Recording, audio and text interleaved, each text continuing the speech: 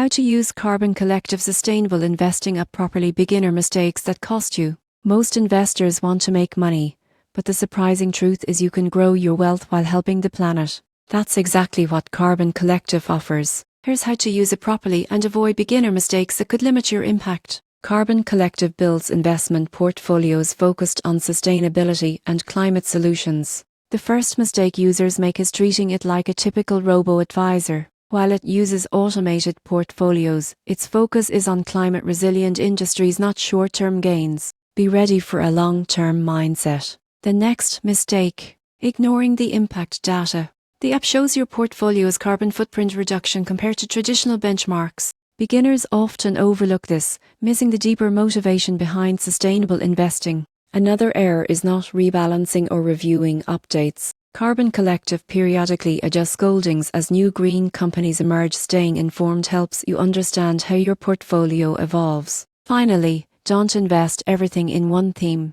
Even sustainable investing benefits from diversification across renewables, tech, and clean infrastructure. Used properly, Carbon Collective lets you invest for returns and responsibility. It's proof that doing good and doing well can go hand in hand.